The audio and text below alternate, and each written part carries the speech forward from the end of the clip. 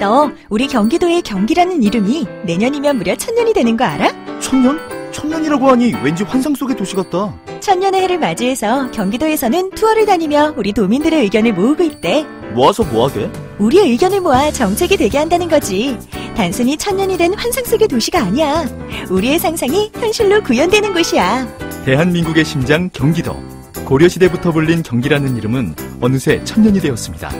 1000년 동안 대한민국의 심장으로 뛰어온 만큼 경기도민의 목소리를 모아 미래 비전을 만들어가겠습니다.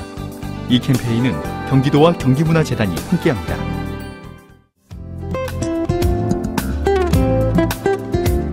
사운드 오브 뉴스 시간입니다. 김민아 기자 어서 오세요. 안녕하세요. 첫 번째 들어볼 소리요. 문재인 대통령 방중 중인데요.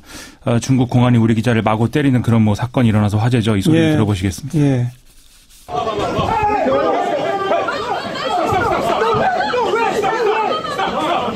우리 경호.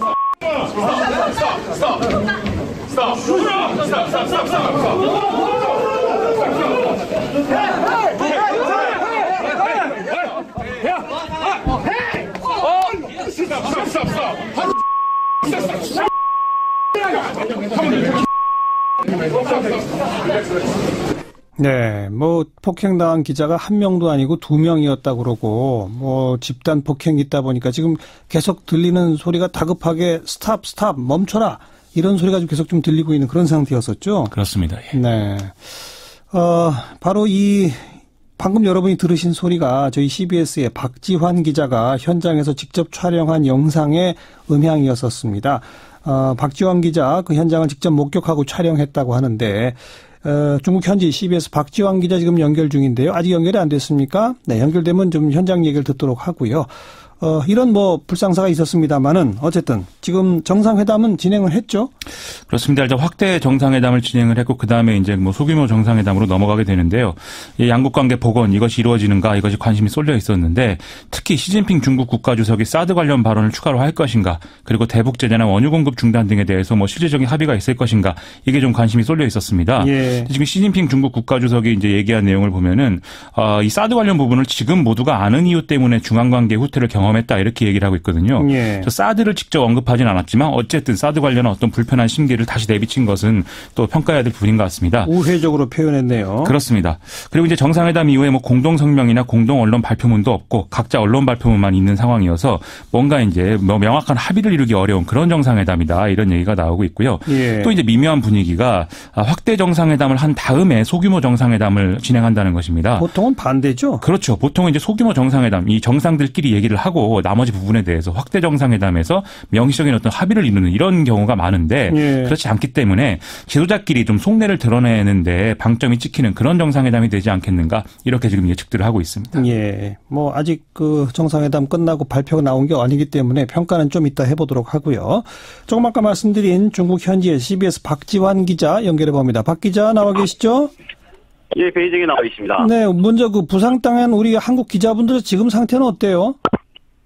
예, 이곳 베이징에서 사건이 발생한 건 한국 시간으로 오늘 정오쯤인데요. 부상을 입은 매일경제 사진 기자는 사건 직후 대통령 숙소로 옮겨져 대통령 주치의로부터 응급 조치를 받았습니다. 네. 주치의는 빨리 큰 병원으로 옮겨야 한다는 1차 진단을 내렸고요. 해당 기자는 현재 베이징에 있는 모 대학병원으로 후송돼 MRI와 CT 등의 정밀 검사를 받았는데요. 네. 검사 결과 눈을 둘러싸고 있는 뼈 중 가장 얇은 코 쪽과 아래쪽 뼈 부분인 안화가 골절되는 중상을 입은 것으로 확인돼 현재 입원 치료를 받고 있습니다. 어허. 한국으로 후송될 것으로도 알려졌는데요. 안정이 절대적으로 필요하다는 의료진의 판단에 따라 귀국 시기를 조절하고 있는 것으로 전해졌습니다. 안화 골절 정말 아주 크게 타격을 받았군요. 폭행이 예, 어떻게 일어나게 된 건지 당시 상황을 좀 설명해 주세요. 예, 문 대통령이 오늘 정오쯤 한중 경제무역 파트너십이라는 민간 행사에 참여했는데요. 개막 연설을 한 문 대통령이 혁신 기업들이 모여있는 부스로 이동하는 과정에서 사건이 발생했습니다. 문 대통령과 한국 경호팀은 혁신 기업 부스들이 모여있는 강당 같은 곳으로 들어갔는데 취재 비표를 찬 한국 취재진들을 중국 경호원들이 아무런 설명 없이 제지한 겁니다. 예.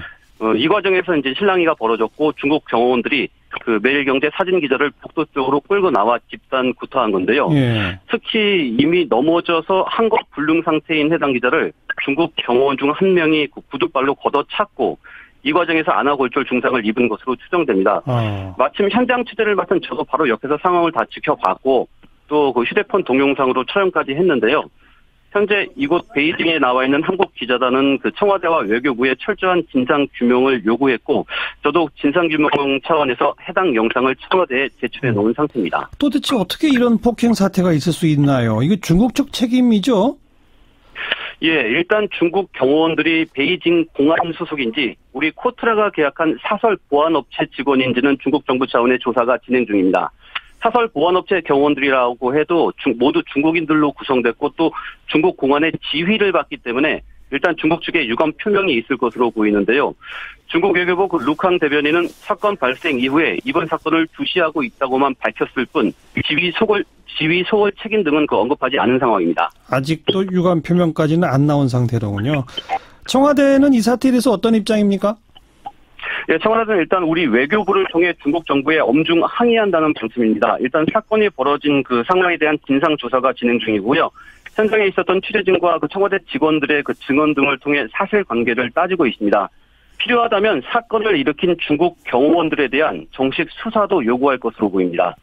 다만 청와대는 한중 정상회담 당일인 오늘 그 불미스러운 사건이 발생한 것에 대해서 정상회담 전반에 영향을 미치지 않을까 상황을 예의주시하고 있습니다. 네, 뭐 정상회담에 영향을 미쳐서는 안 되겠습니다만 또 짚을 건 분명히 짚어야 되겠죠. 박지환 기자 수고하셨습니다. 예, 감사합니다. 네, 다시 우리 김민아 기자와 어쨌든 지금 이제 최대 관심사는 북핵 문제 아니겠습니까? 그렇습니다. 그런데 어제 미국에서 국무장관이 아무 조건 없이 북한과 첫 만남할 수 있다라고 그래서 굉장히 중요한 입장 변화다. 뭐 이런 평가를 하지 않았습니까? 그렇습니다. 근데 오늘은 또 다른 얘기가 나왔다고요?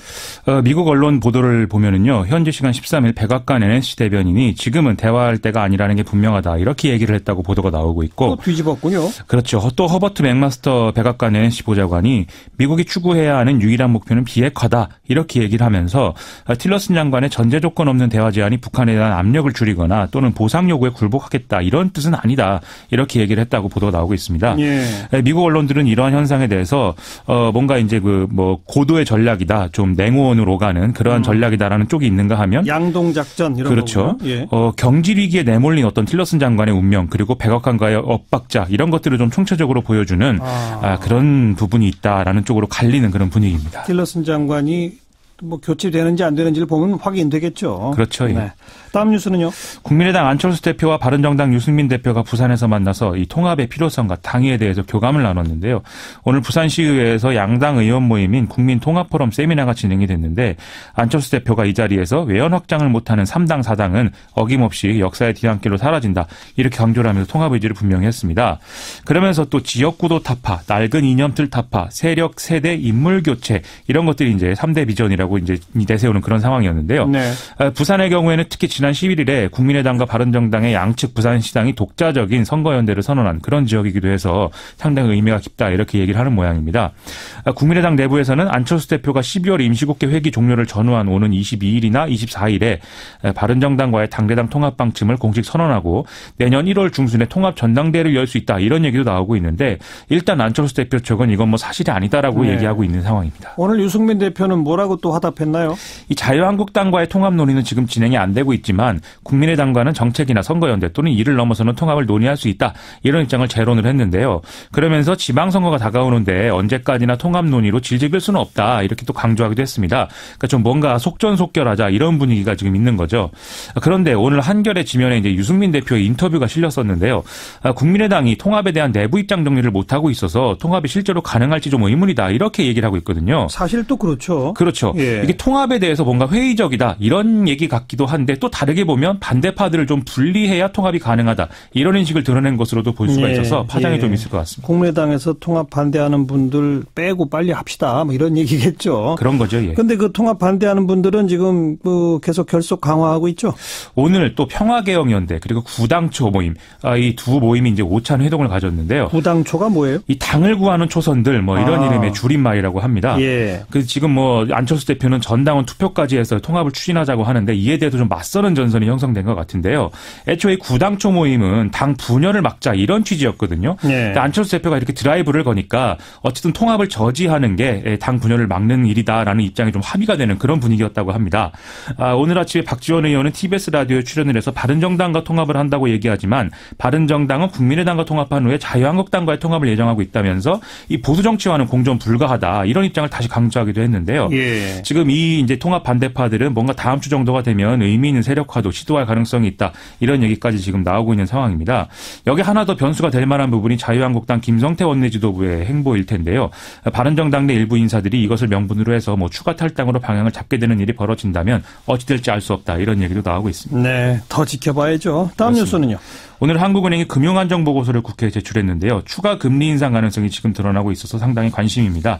이 한국은행의 보고서 내용은 예상보다 빠른 미국 금리 인상 그리고 주택가격 하락 이런 복합 충격이 일어날 경우를 전제하더라도 그렇게 해서 대출금리가 일시에 1%포인트 정도 뛰더라도 현재 가계와 기업이 대체로 감내할 수 있는 상황이다. 이런 내용으로 알려져 있는데요. 예. 다만 이제 다주택자들에게는 큰 어려움이 없더라도 최근에 주택대출을 늘린 경우에는 부담이 커질 수 있어서 보완 대책이 필요하다. 이런 우려도 담겨 있는 상황입니다. 그러니까 우리도 금리를 더 올릴 수 있다는 얘기 아니겠습니까? 그런 얘기인 것이죠. 그렇게 될 경우 결국은 취약계층이 가장 큰 피해를 보는 그런 구조라는 게 문제 아닙니까? 이 보고서에도 그러한 이제 그 해석이 가능한 대목들이 나와 있는데요. 대출 금리가 1%포인트 오를 경우에 총부채 원리금 상환 비율, 이제 영어 역자로 DSR이라고 하죠. 이 상승폭이 5%포인트 이상 일어나는 구간을 보면은 저소득층 50세 이상 자영업자 비중이 눈에 띄게 높아지는 경향이 나타난다는 겁니다. 네. 즉 이게 이제 금리 인상과 가계대출의 어떤 그 약한 고리로 볼 수 있는 상황인 거죠. 또 저축은행에서 금리 20% 이상의 신용대출을 받은 경우 그리고 상호금융에서 2억 원 이상 일시 상환을 해야 되는 경우 등의 어떤 고위험 대출군의 비중도 같은 구간에서 차지하는 비중이 32%에 달하는 것으로 나타났고 예. 다중채무자이면서 저소득 저신용인 취약차주는 12%를 차지하는 걸로 나타나서 상당히 심각한 문제가 될 수 있다. 이런 부분이 드러났습니다. 예. 또 고신용자의 경우에는 은행으로 중저신용자의 경우는 제2금융권 이하 기관으로 이 신용대출을 받으러 가는 그런 양극화 현상도 심해지는 걸로 나타나서 네. 상당히 좀 우려가 되는 상황입니다. 우려는 되는데 그런데 미국이 또 금리를 올렸잖아요. 그렇습니다. 그래서 우리도 올리게 될 것 같다 이런 거 아니겠습니까? 이 미국이 오늘 새벽에 0.25%포인트 금리 인상해서 기준금리가 1.25%에서 1.5%까지 이르는 구간으로 확정이 됐기 때문에 우리나라 금리하고 비슷한 수준이 돼서 우려다 이렇게 얘기 나오는데요. 네. 다만 한국은행 이주열 총재는 지금 미 연준의 결정이 시장의 예상과는 크게 다르지 않았고 이 금리 인상 이유를 전망할 수 있는 점도표 있지 않습니까? 이걸 볼 때 예상보다는 의견 분포가 매파적이지 않기 때문에 우리가 금리 역전까지는 당장 걱정할 필요가 없다는 점에서 좀 안심은 된다. 뭐 이렇게는 얘기를 하고 있습니다.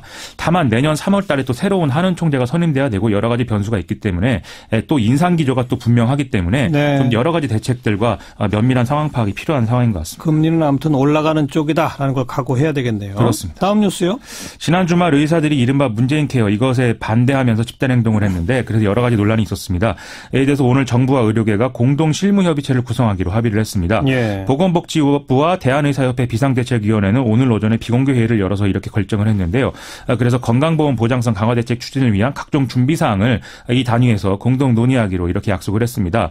그래서 앞으로 실무협의체의 구성과 논의 진행 속도에 따라서 애초 올해 안에 나올 것으로 예상이 됐던 정부의 문재인 케어 세부안 발표 일정이 미뤄질 가능성이 지금 크게 됐는데요. 예. 하지만 당장 갈등이 해소되는 이런 상황은 아닐 것 같고요. 의협은 일단 정해진 투쟁 일정대로 행동한다. 이런 입장을 유지하고 있습니다. 국회는 예산을 삭감했잖아요. 그렇습니다. 근데 문재인 케어 제대로 하려면 그러면 예산이 없으면 건강보험료를 올려야 할 때 뭔가 아무튼 사회적 합의가 나와야죠. 그렇죠. 이와 관련해서 국민건강보험공단 산하의 건강보험정책연구원이 지난 8월에서 9월 달 전국의 20세에서 69세까지 건강보험 가입자 피부양자 2,000명을 대상으로 여론조사를 진행한 결과가 나와 있는데요. 응답자의 59.5%가 건강보험 보장성 확대에는 동의하는데 건강보험료의 추가 부담에는 반대한다. 이렇게 얘기를 하고 있습니다. 아하. 추가 부담 의사 있다라고 한 쪽은 25.1%에 그친다고 합니다. 네. 다른 항목에 대한 답변까지 종합해보면은 현재 의료체계는 개선돼야 한다고는 생각하는데 보험료보다는 세금이나 국고 지원이 필요하다고 얘기하는 상황입니다. 보장성은 늘려주되 세금을 더 투입하시오 이거군요. 그렇습니다. 네, 수고하셨어요. 고맙습니다. 김민아 기자였습니다.